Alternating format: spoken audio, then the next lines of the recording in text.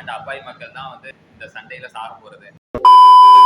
Hello ட்ரீட்டர்ஸ், actually yesterday வந்து matches வந்து actually drop ஆயிடுச்சுங்க. என்னென்னா பார்த்தீங்கன்னா, அந்த நம்ம இந்தியா பாகிஸ்தானோடைய ஏதோ இந்த பிரச்சனையால் வந்து பார்த்தீங்கன்னா ஆக்சுவலி ஸ்டேஜ் லைட்டே வந்து ஆக்சுவலி ஆஃப் பண்ணிட்டாங்க. பெரிய பிரச்சனை ஆயிடுச்சு. அதாவது மேட்சஸ் வந்து ட்ராப் பண்ணாங்க. இனிமேல் ஐபிஎல் மேட்சஸ் வந்து இப்போதைக்கு சஸ்பெண்ட் பண்ணி வச்சிருக்காங்க. இன்னைக்கு வந்து ஆர்சிபிக்கும் எல்எஸ்டிக்கும் நடக்கக்கூடிய மேட்சஸ் வந்து இன்னைக்கு ஸ்டாப் பண்ணிட்டாங்க. அவ்வளோதாங்க. ஆக்சுவலி என்னன்னா, இந்த போர் இதெல்லாம் அப்பாவி மக்கள் தாங்க அதிகம் சாகுறாங்க.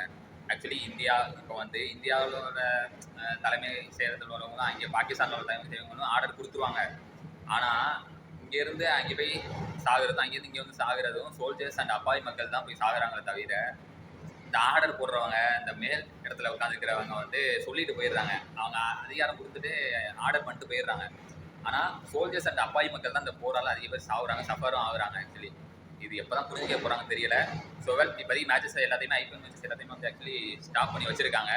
பார்ப்போங்க. ஆக்சுவலி இன்னும் கொஞ்சம் டைம் ஆகும்னு நினைக்கிறேன் மேட்சஸை வந்து திரும்ப ஸ்டார்ட் பண்ணுறதுக்கு.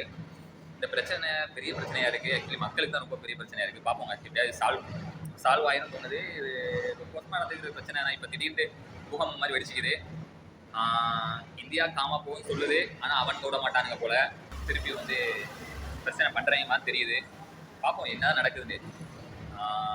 ஆனால் ஒன்று சொல்லிட்டேன், உங்களுக்கே தெரியும், சஃபர் ஆகிறது சோல்ஜர்ஸ் அண்ட் அப்பாவி மக்கள் தான் வந்து இந்த சண்டையில் சாக போகிறது. செத்துக்கிட்டு இருக்காங்க. நீங்கள் கண் கூட பார்த்துட்டு தானே இருக்கீங்க.